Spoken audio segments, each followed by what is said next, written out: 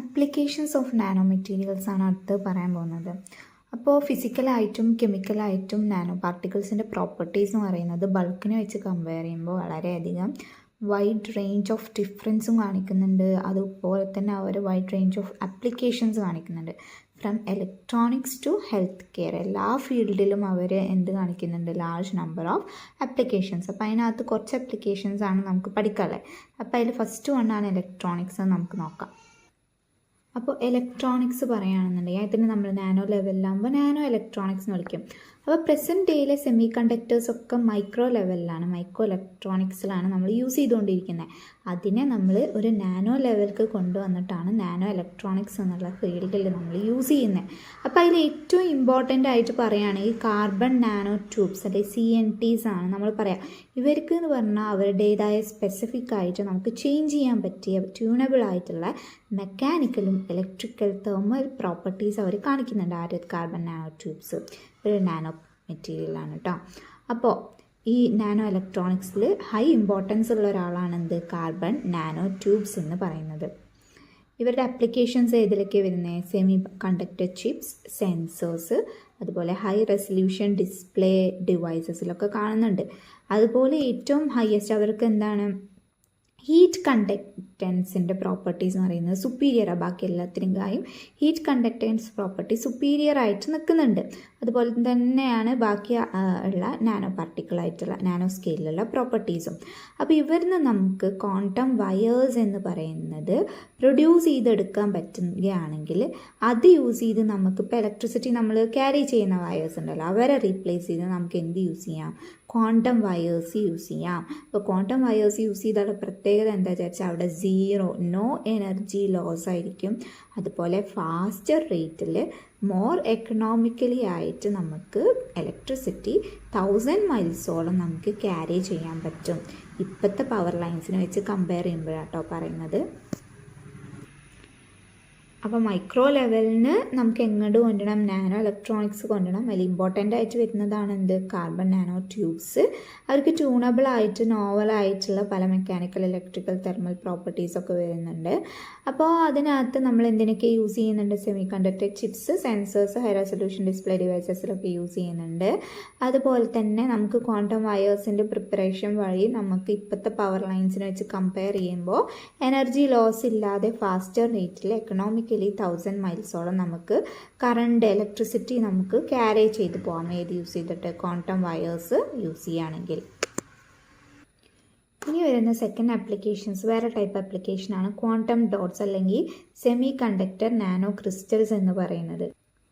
ഇവരുടെ പ്രത്യേകത എന്താണെന്ന് വെച്ചാൽ നമുക്ക് സൈസ് ട്യൂണബിളാണ്. സൈസ് വേരി ചെയ്യുന്നതിനനുസരിച്ച് അവരുടെ എനർജി ലെവൽസ് നമുക്ക് ചേഞ്ച് ചെയ്യാൻ പറ്റും. അപ്പോൾ അവർക്ക് ക്യാരക്ടറിസ്റ്റിക് ആയിട്ടുള്ള പല ഇലക്ട്രോണിക് പ്രോപ്പർട്ടീസും ഉണ്ട്. പല ഇലക്ട്രോണിക് അപ്ലയൻസസിലും നമ്മളത് യൂസ് ചെയ്യുന്നുണ്ട്. കുറച്ച് എക്സാമ്പിൾസ് പറയുന്നത് single electron transistors, computer chips, bio imaging devices, solar സെൽസിലൊക്കെ നമുക്ക് യൂസ് ചെയ്യാൻ പറ്റും. അതുപോലെ തന്നെ പുതിയൊരു ഡയമെൻഷനാണ് ക്വാണ്ടം കമ്പ്യൂട്ടേഷൻ. ഈ ഒരു ഫീൽഡും കൂടെ എമേർജിങ് ഫീൽഡാണ്. ഈ ഒരു ഫീൽഡും കൂടെ നമ്മൾ ഇൻഫോർമേഷൻ ടെക്നോളജി, ബയോടെക്നോളജിയിലൊക്കെ നമ്മൾ യൂസ് ചെയ്യുന്നുണ്ട്. അത് എന്തിനു വേണ്ടിയിട്ടാണ്, ഇൻഫോർമേഷൻ പ്രോസസ്സിങ്ങിന് വേണ്ടിയിട്ട് യൂസ് ചെയ്യുന്നതാണ്. അതൊരു പുതിയ ഡയമെൻഷനാണ് കേട്ടോ വരുന്നത്. അപ്പോൾ എന്തൊക്കെയാണ് നമ്മൾ പറഞ്ഞു, quantum wires, carbon nanotubes പറഞ്ഞു, semiconductor nanocrystal, quantum dots പറഞ്ഞു, ക്വാണ്ടം കമ്പ്യൂട്ടേഷൻസ് ഒക്കെ നമ്മൾ പറഞ്ഞു. അതുപോലെ തന്നെ നമ്മുടെ നാനോ മെറ്റീരിയൽസ് എന്തിൽ യൂസ് ചെയ്യുന്നുണ്ട്, ഇലക്ട്രോണിക്, അതുപോലെ ഇലക്ട്രിക്കൽ ആൻഡ് ഇലക്ട്രോണിക് ഗൂഡ്സിലൊക്കെ സർഫസ് കോട്ടിംഗ് ആയിട്ട് യൂസ് ചെയ്യുന്നുണ്ട്. Like refrigerator, vacuum cleaner, washing machine, mobile phones, computer peripherals. ഇത്രയും കാര്യങ്ങളാണ് ഏതിൽ വരുന്ന ആപ്ലിക്കേഷൻസ്, ഇലക്ട്രോണിക്സിൽ വരുന്ന ആപ്ലിക്കേഷൻസ്. ഇനി അടുത്ത ആപ്ലിക്കേഷൻസ് വരുന്നത് ഒപ്റ്റിക്സിലാണ്. അപ്പോൾ ഒപ്റ്റിക്കൽ ക്യാരക്ടേഴ്സും നാനോ പാർട്ടിക്കിൾസ് കാണിക്കുന്നുണ്ട്. Like metallic nano particles, quantum dots, oxide nano particles, polymer nano particles. ഇവരൊക്കെ ഒപ്റ്റിക്കൽ ക്യാരക്ടേഴ്സ് കാണിക്കുന്ന ആൾക്കാരാണ്. അപ്പോൾ ഇവരുടെ സൈസ് വേരി ചെയ്യുന്നതിനനുസരിച്ച് അവരുടെ ബേസിക് വെറൈറ്റി ഓഫ് ആപ്ലിക്കേഷൻസും അവർക്ക് വരുന്നുണ്ട്.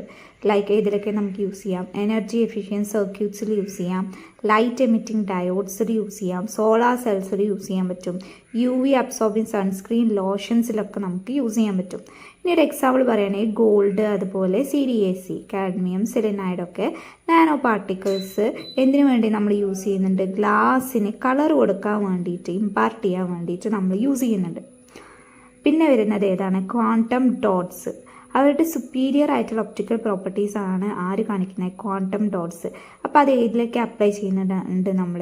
Diode lasers, optical amplifiers, switches, biological sensors, quantum computers, അവിടെയൊക്കെയാണ് നമ്മൾ അതിൻ്റെ ആപ്ലിക്കേഷൻസ് വരുന്നത്. അതുപോലെ തന്നെ പല തരത്തിലുള്ള ഫ്ലൂറസൻ നാനോ പാർട്ടിക്കിൾസ് നമ്മൾ എന്തിനു വേണ്ടി യൂസ് ചെയ്യുന്നുണ്ട്? ഇമേജിങ്, ഫോട്ടോസ് എടുക്കാൻ വേണ്ടിയിട്ട്, ഇമേജിങ് ആപ്ലിക്കേഷൻസിന് വേണ്ടിയിട്ട് നമ്മൾ യൂസ് ചെയ്യുന്നുണ്ട്. ഇതിനകത്ത് എന്തൊക്കെ ഇൻക്ലൂഡ് ചെയ്യുന്നുണ്ട്? സെമി കണ്ടക്ടർ ക്വാണ്ടം ഡോട്ട്സ്, അതുപോലെ fluorescent silica nanoparticles, silica coated fluorescent polymer particles, dye loaded latex nanobeads, fluorescent polystyrene particles ഒക്കെയാണ് നമ്മൾ ഇമേജിങ് ആപ്ലിക്കേഷൻസിന് വേണ്ടി യൂസ് ചെയ്യുന്ന നാനോ പാർട്ടിക്കിൾസ്. അതുപോലെ തന്നെ നമുക്ക് എന്തിനും യൂസ് ചെയ്യാൻ പറ്റും? Colour imaging process. ഫോട്ടോഗ്രാഫിയിൽ കളർ കൊടുക്കാൻ വേണ്ടിയിട്ട്, ഇമേജിങ്ങിൽ കളർ കൊടുക്കാൻ വേണ്ടിയിട്ട് നമുക്ക് യൂസ് ചെയ്യാം. അതുപോലെ ഇതെന്താ ചെയ്യുകയെന്ന് വെച്ചാൽ അതിൻ്റെ ആപ്ലിക്കേഷൻസ് വരുന്നത് ഇങ്ങനെയാണ്. ഇത് യൂസ് ചെയ്യുന്നത് നമ്മൾ എന്ത് ജനറേറ്റ് ചെയ്യാൻ വേണ്ടിയിട്ടാണ്? തിന്നർ ഇമേജിങ് ലെയേഴ്സ്, വളരെ തിന്നായിട്ടുള്ള ഇമേജിങ് ലെയേഴ്സ് ഉണ്ടാക്കാൻ വേണ്ടിയിട്ടാണ് നമ്മൾ യൂസ് ചെയ്യുന്നത്. അതുപോലെ തന്നെ ഇത് യൂസ് ചെയ്യുന്ന ഈ നാനോ പാർട്ടിക്കിൾ യൂസ് ചെയ്യുന്ന സമയത്ത്, ഫോട്ടോഗ്രാഫിയിൽ യൂസ് ചെയ്യുന്ന സമയത്ത് നമുക്ക് ഡൈ കമ്പണൻ്റ് എന്ന് പറയുന്നത് വളരെ ലോ കോൺസെൻട്രേഷനിൽ മതി. പക്ഷേ ഇത്ര ലോ കോൺസെൻട്രേഷനിൽ യൂസ് ചെയ്താൽ പോലും നമുക്ക് ഹൈ റെസൊല്യൂഷനുള്ള ഫോട്ടോഗ്രാഫ്സ് ആണ് നമുക്ക് കിട്ടുന്നത്. ഓക്കെ, അതോടുകൂടി ഒപ്റ്റിക്സിലെ ആപ്ലിക്കേഷൻസ് കഴിഞ്ഞു. ഇനി നെക്സ്റ്റ് വണ്ണാണ് കാറ്റലിസിസിൽ വരുന്ന ആപ്ലിക്കേഷൻസ്. അപ്പം നാനോ കാറ്റാലിസിസ് എന്ന് പറഞ്ഞു കഴിഞ്ഞാൽ നാനോ മെറ്റീരിയൽസിനെ കാറ്റലിസ്റ്റായിട്ട് യൂസ് ചെയ്യാം. അതായത് ഹോമോജീനിയസ് ആയിട്ടുള്ള കാറ്റലിക് റിയാക്ഷനിലും ഹെട്രോജീനിയസ് ആയിട്ടുള്ള കാറ്റലിക് റിയാക്ഷനിലും നമ്മൾ നാനോ മെറ്റീരിയൽസിനെയാണ് കാറ്റലിസ്റ്റായിട്ട് യൂസ് ചെയ്യണമെങ്കിൽ അതിനെയാണ് നമ്മൾ എന്ത് വിളിക്കുന്നത്? നാനോ കാറ്റാലിസിസ് എന്ന് വിളിക്കുന്നത്. അപ്പോൾ സെവറൽ ടൈപ്സ് ഓഫ് മെറ്റീരിയൽസ് നമ്മൾ ഇവിടെ യൂസ് ചെയ്യുന്നുണ്ട്. കാർബണിൻ്റെ various forms like carbon black, carbon nanotubes, fullerenes ഒക്കെ യൂസ് ചെയ്യാം. ഇനോർഗാനിക് നാനോ ട്യൂബ്സ് ലൈക്ക് ടങ്സ്റ്റൻ്റെയും BNൻ്റെ ഒക്കെ നമുക്ക് യൂസ് ചെയ്യാൻ പറ്റും. പിന്നെ അതുപോലെ മെറ്റൽസ് ലൈക്ക് അലുമിനിയം, FeCO എന്ന് പറയുന്ന പലവിധം മെറ്റൽസിൻ്റെ നാനോ പാർട്ടിക്കിൾസ് കാറ്റലിസ്റ്റ് ആയിട്ട് യൂസ് ചെയ്യാൻ പറ്റും. ഓക്സൈഡ്സുകളുടെ നാനോ പാർട്ടിക്കിൾസും നമ്മൾ കാറ്റലിസ്റ്റ് ആയിട്ട് യൂസ് ചെയ്യുന്നുണ്ട്. അപ്പോൾ കറ്റാലിസിൻ്റെ ഭാഗം നമ്മൾ സർഫസ് ടു വോളിയം റേഷ്യോ പറഞ്ഞതാണ്. അപ്പോൾ നമ്മൾ ഒരു ബൾക്കായിട്ടുള്ള ഒരാളെ നാനോ സ്കെയിലേക്ക് കൊണ്ടുവരുന്ന സമയത്ത് large surface to volume ratio ഉണ്ടാവും. അപ്പോൾ അവരുടെ ഗ്രേറ്റർ പ്രൊപ്പോർഷൻ സർഫസിലുള്ള ആറ്റത്തിൻ്റെ പ്രൊപ്പോർഷൻ എന്ന് പറയുന്നത് വളരെ കൂടുതലായിരിക്കും. ആക്റ്റീവ് സൈറ്റ് വളരെ കൂടുതലായിരിക്കും. അപ്പോൾ അവർക്ക് കൂടുതൽ റിയാക്ഷൻസ് കാണിക്കാൻ പറ്റും. അപ്പോൾ ഈ ഒരു റീസൺ കൊണ്ടാണ് കുറേ ഇൻഡസ്ട്രിയിൽ ഇതിന് നാനോ കറ്റാലിസിസിന് ഹൈ അപ്ലിക്കേഷൻസ് വരുന്നത്. അപ്പോൾ നമ്മൾ മാക്രോസ്കോപ്പിക് ഒരു എക്സാമ്പിൾ പറയാം. PD പലേഡിയം വെച്ച് കമ്പയർ ചെയ്യാണ്. നാനോ പാർട്ടിക്കിൾ PD വെച്ചിട്ട് കമ്പയർ ചെയ്യുന്ന സമയത്ത് ഹൈഡ്രജനേഷൻ നടത്തുന്നതിന് ഏറ്റവും എഫിഷ്യൻ്റ് എന്ന് പറയുന്നത് നാനോ പാർട്ടിക്കുലേറ്റ് പലേഡിയത്തിനായിരിക്കും ഉണ്ടായിരിക്കുക. അതുപോലെ തന്നെ കാറ്റലിസ്റ്റുകൾ കാണിക്കുന്നതാണ് സെലക്ടിവിറ്റി എന്ന് പറയുന്ന ഒരു പ്രോപ്പർട്ടി. അപ്പോൾ നാനോ കാറ്റലിസ്റ്റ് എന്ന് പറയുന്നത് വളരെയധികം ഗ്രേറ്റർ സെലക്ടിവിറ്റി, ബൾക്കിനെ വെച്ച് കമ്പയർ ചെയ്യുമ്പോൾ ഗ്രേറ്റർ സെലക്ടിവിറ്റി ആരാ കാണിക്കുക? നാനോ കാറ്റലിസ്റ്റുകളാണ് കാണിക്കുക. എക്സാമ്പിളാണ് നാനോ ഗോൾഡ്. നമ്മളെ പ്രൊപ്പലീൻ ഓക്സൈഡ് ആക്കി കൺവേർട്ട് ചെയ്യുക, പാർഷ്യൽ ഓക്സിഡേഷൻ ചെയ്യുന്നതിൽ ഹൈ സെലക്ടിവിറ്റിയാണ് ആര് കാണിക്കുന്നത്? നാനോ ഗോൾഡ് കാണിക്കുന്നത്. അപ്പോൾ നാനോ ടെക്നോളജി യൂസ് ചെയ്ത് ഈ നാനോ കാറ്റലിസ്റ്റ് പ്രിപ്പയർ ചെയ്താൽ നമുക്കത് പല ഫീൽഡിലും നമുക്ക് വളരെയധികം യൂസ്ഫുൾ ആയിരിക്കും. Chemical, petroleum, automotive, pharmaceutical, food ഇൻഡസ്ട്രീസിലൊക്കെ നമുക്ക് യൂസ്ഫുൾ ആയിട്ട് വരും. ഇനി നെക്സ്റ്റ് ആപ്ലിക്കേഷനാണ് മെഡിസിനിൽ വരുന്നത്.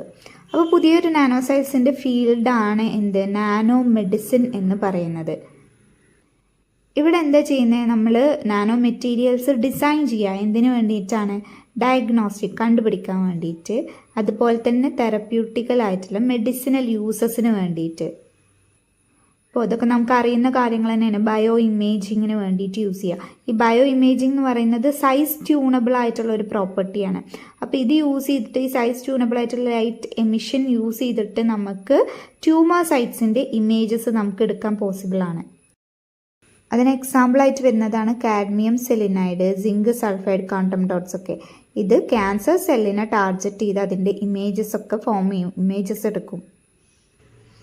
അപ്പോൾ ഇവിടെ എന്താ പ്രോസസ്സ് എന്ന് വെച്ചാൽ, ഈ ക്വാണ്ടം ഡോട്ട്സിൻ്റെ സൈസ് എന്ന് പറയുന്നത് അല്ലെങ്കിൽ ഡയമീറ്റർ എന്ന് പറയുന്നത് 5 നാനോമീറ്ററാണ്.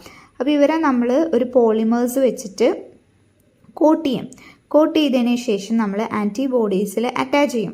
അപ്പോൾ ഇവർ നമ്മൾ ബ്ലഡ് സർക്കുലേറ്ററി സിസ്റ്റത്തേക്ക് ഇഞ്ചെക്ട് ചെയ്യുമ്പോൾ ഈ ക്വാണ്ടം ഡോട്ട്സ് പോയിട്ട് നമ്മുടെ ട്യൂമർ സൈറ്റ്സിൽ പോയിട്ടാണ് അറ്റാച്ച് ചെയ്യുന്നത്. അപ്പോൾ നമുക്ക് എന്ത് കിട്ടും? അതിൻ്റെ ഇത് കോട്ട് ചെയ്യപ്പെട്ട ട്യൂമർ സൈറ്റ്സിനെ കോട്ട് ചെയ്ത് കഴിഞ്ഞാൽ, അക്യുമുലേറ്റ് ചെയ്ത് കഴിഞ്ഞാൽ അതിൻ്റെ ഫ്ലൂറസെൻസ് ഇമേജിങ് നമുക്ക് എടുക്കാൻ പറ്റും. അതാണ് അപ്പോൾ ബയോ ഇമേജിങ്ങിൽ വരുന്ന ആപ്ലിക്കേഷൻസ്. ഇനി അടുത്തൊരു ആപ്ലിക്കേഷനാണ് നാനോ ഡ്രഗ്സ് എന്ന് പറയുന്നത്. ഇവിടെ എന്താ, നാനോ പാർട്ടിക്കിൾസിനെ ഡ്രഗ് ഡെലിവറിക്ക് വേണ്ടിയിട്ട് പ്രിപ്പയർ ചെയ്ത് ഡിസൈൻ ചെയ്തെടുക്കുകയാണ് ചെയ്യുന്നത്. അപ്പോൾ ഏത് ഡ്രഗാണോ വേണ്ടത് അതിൻ്റെ കറക്റ്റ് സൈറ്റിലേക്ക് ഡെലിവറി ചെയ്യാൻ വേണ്ടിയിട്ട് നാനോ പാർട്ടിക്കിൾസ് യൂസ് ചെയ്യാം.